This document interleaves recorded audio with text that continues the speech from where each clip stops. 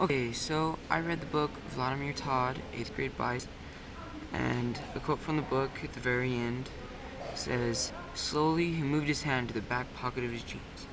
Tears threatened to fall, but that choked them back.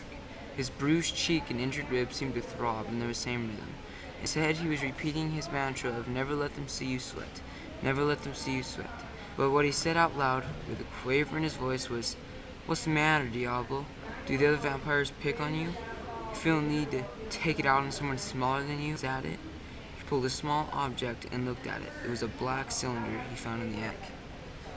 Well, that's close to the end of the book, but my book was about a vampire named Vladimir Todd that is in the 8th grade, and his whole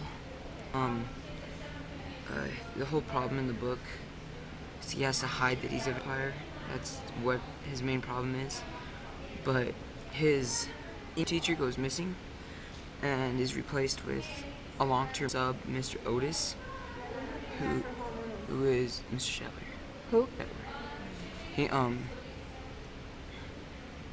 He disappears, and Vlad knows that because him and Mr. Craig were really close, that he wouldn't leave without telling Vlad about it, and so he Down there. You meet in that room down. yeah, and so he knows that Miss Craig wouldn't leave without him telling something, and so he wanders around trying to find out what happened to Mr. Craig, and his parents are dead, and so he's trying to figure out what happened to his parents, and because he thinks they were murdered, not just an accident. Like most people think it's just an accidental fire, but he thinks it was set there on purpose.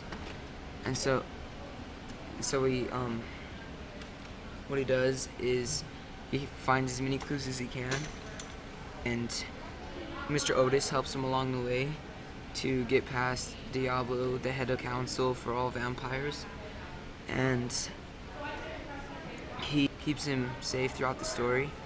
And it's a really good book. I'd recommend it to people who like adventure books, or a mystery, because he tries to find out what all happened to his parents and what happened to Mr. Craig. And he goes to Mr. Craig's house to look for and he finds that the door's unlocked, and so he walks in and he finds Mr. Otis's hat, and it's hung up. So he looks around and he hears gunshots, and he figures he's being shot at, and so he ducks upstairs and looks around up there and can't find anything, and so he goes back down to the door, and under the carpet of the front door he finds a strange symbol on the ground. So he just kind of jots it down on a piece of paper to remember it, and then he remembers seeing something like it on Mr. Otis's wrist, and it's just the mark, it's a mark to if you protect somebody or something and it's just all figuring out about what happened to Mr. Craig and his parents. Well, it was a pretty good book for people like a fantasy story or something that can just keep you reading. It's a really good book, and I feel that you should read it, and it's always fun to solve the mystery.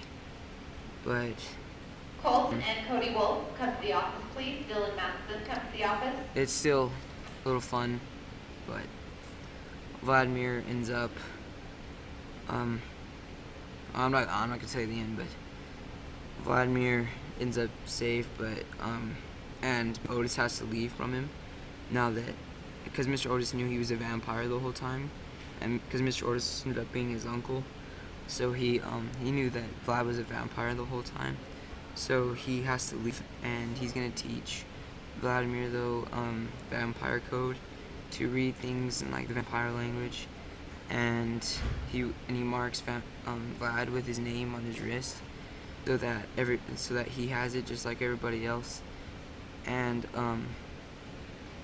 you can probably expect to see Mr. Otis in some of the other books.